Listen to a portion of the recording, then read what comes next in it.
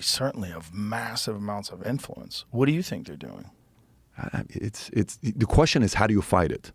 Like, for example, the way we fight mainstream is by what? The show that we do. And we have to be patient. It's going to take 2, 3, 4, 5, 10, 20 years. Now you have some influence, right? Okay, we can fight. There is an actual strategy on how to fight that. No problem. You got a kid in school who's a bully. He's bigger than you. He keeps bullying you. You have a strategy on how to beat the guy. You take a year, jiu-jitsu 2 years, this, that. Boom. One fight, he knows, I'm never going to touch Joe again. Screw this thing. I'm not doing this no more, right? There is a play to it. When you have this much, Joe, 88% of S&P 500 companies, that is a form of a monopoly. If I'm a president, whether it's a Trump or whoever else goes out there and does it, our monopoly law in America is 50%. They say 50%. Like if you tie and said, at what point is it 50%? I've done calls with the FTC. Like we had one of our guys' technology we were using. The FTC called and said, hey, we want to have a call with you because they're thinking about buying this other technology company and we're worried it's going to be a monopoly. So we had the call, okay? At the end of the call with us, with a bunch of different people, we said, we love their product, we love their product. That deal didn't end up happening, okay? The monopoly law. Some of these guys are influencing it. But they say 50% is a monopoly law. Do you know how many people in America have an iPhone versus Droid? You know what the numbers, market shares in America with iPhones? I think it's like 60. 58%, 60%. Yeah. That is already a monopoly. But who's knocking on the door of Apple? Tim Cook saying, hey, Tim, you got 58%. That's breaking a monopoly law. Nobody is. I think someone's got to break apart.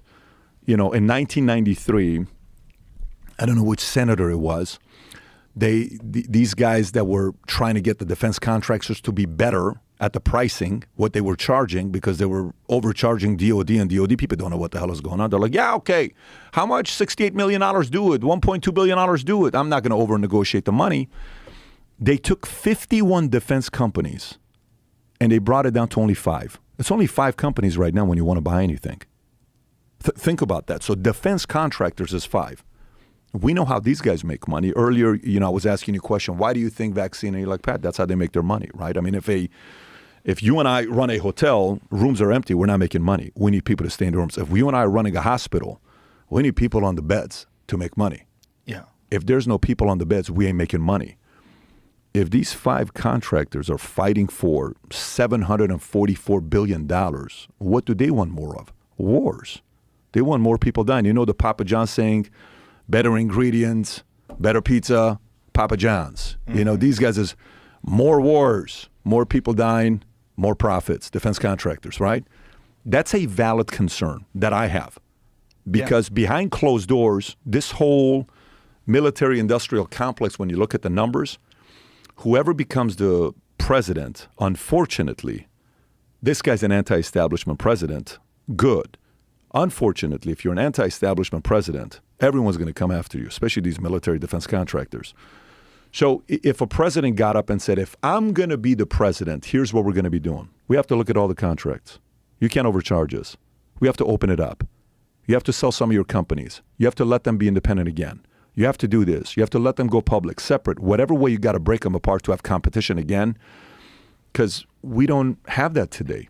So that is a major concern where we say we have a commander-in-chief, but really the commander-in-chief is Larry Fink today.